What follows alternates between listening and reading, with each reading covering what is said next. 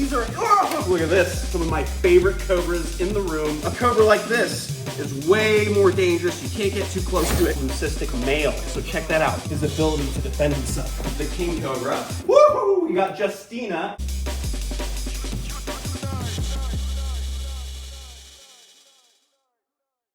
What is going on, beautiful people? Welcome back to my wildlife. I'm here in the Serpentarium with all my venomous reptiles. And here we have the first ever cobra that I handled when I was a young teenager. This is a huge monocled cobra female named Big Bertha. And you can see she's got some skin just coming off the hood right there. She's slowly shedding that skin. She's actually a very laid back monocled cobra. She'll hiss a little bit. Rarely she'll hood up, but she's actually very laid back. Even though she is drop for drop more toxic than a king cobra, extremely powerful neurotoxic venom, can drop you dead. She has a very lovely personality. She's very easy to work with, whereas some of our other monocled cobras are very feisty, cranky, defensive, always hooding up. So you guys are gonna see a bunch of different personalities of just one species now as we go through all the monocled cobras. So beautiful Big Bertha, called the monocled cobra because they have that beautiful O right there on the back of the hood, which is kind of hard to see because she doesn't like to hood up, but look at this. Look at that beautiful little O right there. And you can see that skin just comes off so easy. She's a little tan coloration. She's nothing crazy like the morphs, just an OG basic monocled cobra that I love so much. And she's big too. Like, look how long she is. She's got to be nearly 6 feet long or just about. So we're actually gonna stick her right back inside her enclosure, just like that. And I know it seems real simple to pick up a snake and handle it when it's venomous like this, but the reality of it is, I've known that snake since I was about 14 years old when my friend owned it.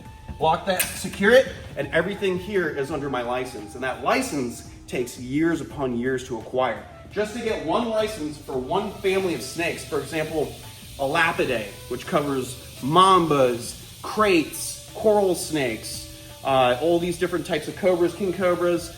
So just to have that family, that license, you need to work with them for 1,000 hours and no less than a year acquiring those hours and get 2 signatures from permittees, usually as zookeepers or zoo owners. So think about it. I had to get 1,000 hours with each type of group of snakes. A lapidae, Viperidae, heliderms, the venomous lizards.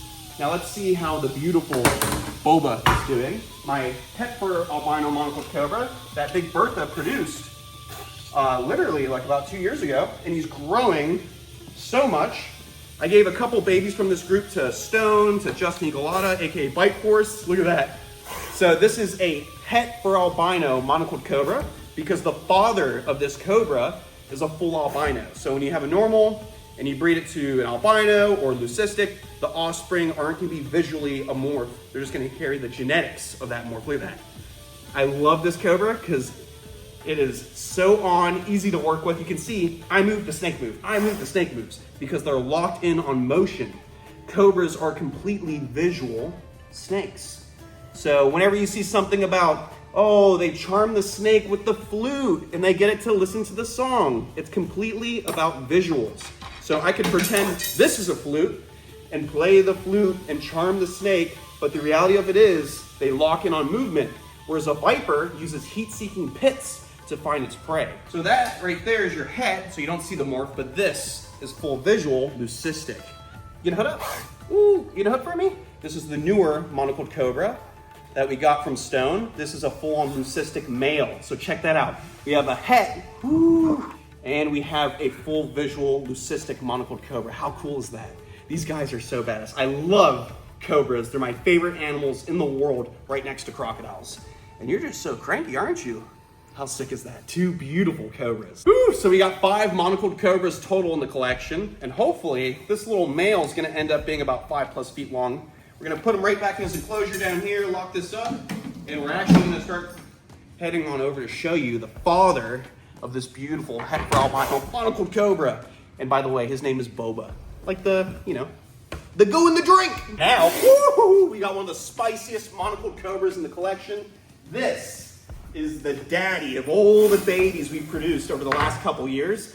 This is Sunshine.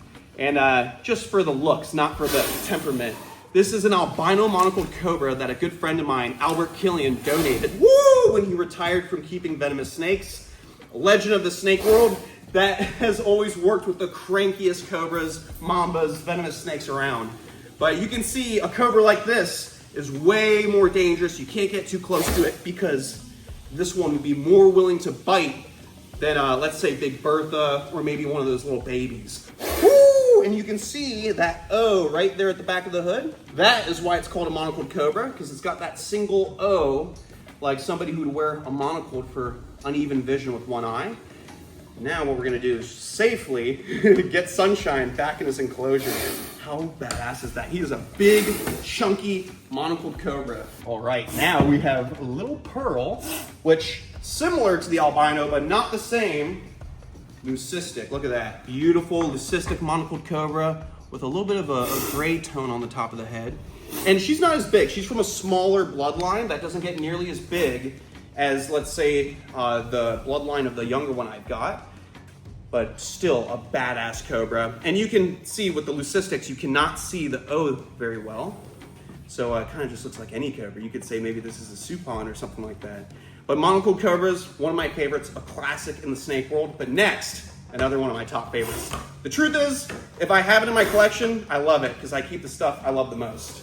Locked and secure, five monocled cobras. Whew! Look at this, we've got the beautiful snouted cobra. This is Naja and Alephra. This is the third biggest cobra in Africa. First being the forest cobra, second being the Egyptian, and right after that, you have these gorgeous banded snouted cobras that get pretty big as well, around like 7-8 feet long, and a nasty, nasty necrotic venom mixed with neurotoxic venom. Of course, the African cobras always have a nastier set of venom glands with those toxins. Ooh, don't bite the handle. Sometimes he likes to bite random things. But one thing I do love about the African cobras, a lot of them have these beautiful little black teardrops going right around the eyes. Such a badass snake. Can't wait for this one to be full grown. Now, before we get out the biggest cobras native to Africa, gotta show you, we're a little bit prepared out here. So this is the bite protocol for all the venomous snakes that I own and ones that I don't own. So if I were to ever get bitten by a venomous snake, this is the book that I take with me to the hospital, which tells them in great detail how I'm going to die. Tells you what kind of antivenoms you need, tells you how to treat the bite. This could potentially save my life in the future or somebody else that might need it. So we always have a bite protocol. It's required by the state. And another thing that I'm trying to do here is have my own storage of antivenom. Because even though I live in Florida and they do have antivenom here, some of these snakes, if not half of them, are the world's most venomous snakes. So some snakes give you 15 minutes to get antivenom. Some snakes, it's only a couple minutes. So the best thing for me to do is eventually have my own stock of antivenom here later down the road. Woo, woo! We have the forest cobras. These are the biggest true cobras in Africa, getting over 8 feet long. These snakes are recognized as the biggest cobras in the world, even though king cobras are massive, because these are technically true cobras that are actually in the same family as the true cobras Naja.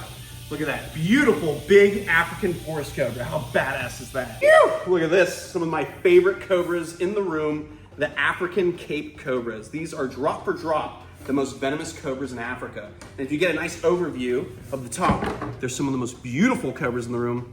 All right, let's be honest. They are the most beautiful cobras in the room next to the Malaysian king cobra.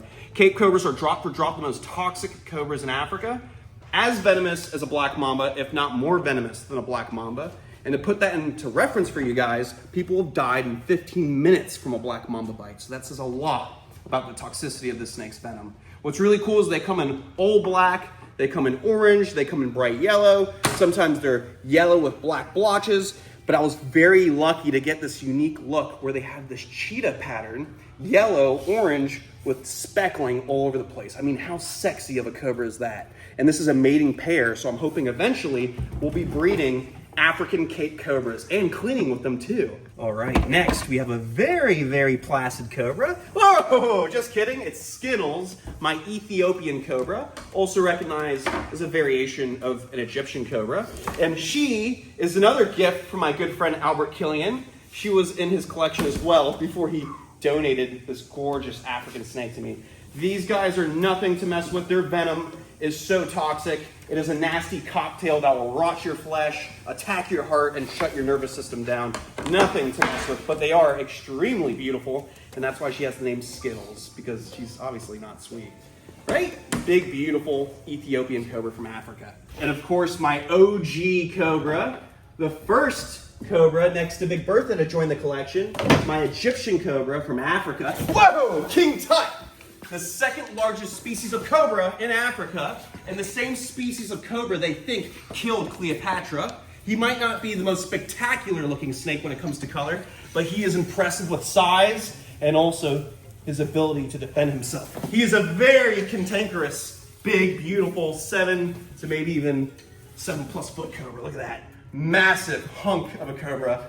And I remember when I picked the snake up from Albert Killian, he produced this baby, only about 1.5 feet long. And now look at you, one of the original snakes of the snake house. Who's a good boy? Woo! These are Indian cobras. These guys are in the top 4 most responsible for bites in India. In India, you got the saw scale viper, you got the beautiful Russell's viper, you have the crate, and then you have the Indian cobra that contribute to around 60,000 to over 100,000 bites per year, which typically can go untreated if they're in a very rural area. But check that out. These guys, it might be the same species that nearly took my life, but I love them. They're one of my favorite species on the planet, the Indian cobra, also known as the spectacled cobra, because if we gently coax the snake to turn around, look at this. It literally has a pair of glasses on the back of the hood that look like spectacles. How cool is that? And we're done with cobras, but of course, an honorable mention is the king cobra. Woohoo! We got Justina, a beautiful Indonesian king cobra. And unfortunately, these guys are not recognized as true cobras anymore. For many years, they've now been described as their own genus with 4 different species. Used to be 1, now there's 4, and they are not true cobras, even though acts like a duck, walks like a duck, quacks like a duck. Looks a lot like a cobra to me, but it's not genetically. Beautiful Indonesian king cobra, one of the 4 species out there now. We got one more king cobra to show off, Mr. Tony. And last but not least, the king of the snake house, Big Tony. And we're not gonna mess with him too, because everyone just ate recently, and you can see he has a massive meal in his belly. Just ate a gigantic ball python, and you can see right in that section, his scales are spread apart. They're so full of food, he's got to stretch. I'm sorry, nice and easy. We're gonna put your hide back. There we go, nice and easy. Put your little palm frond right there, Mr. Big Tony. I'm gonna close this up, get a lock on that sucker. Nice and secure. And that's all my cobras. I hope you guys enjoyed. I'll see you on the next episode. Comment below what you want to see next. And most of all, most importantly, no, seriously, no, listen to me. Follow your dreams. What are you doing if you're not following your dreams? Listen, it's simple. It's the secret to life. Don't do stuff you don't want to do. Just do what makes you happy. That's it. That's what I'm trying to tell you this whole time. It's not just about the spicy meatballs. It's about following your dreams. Follow your dreams.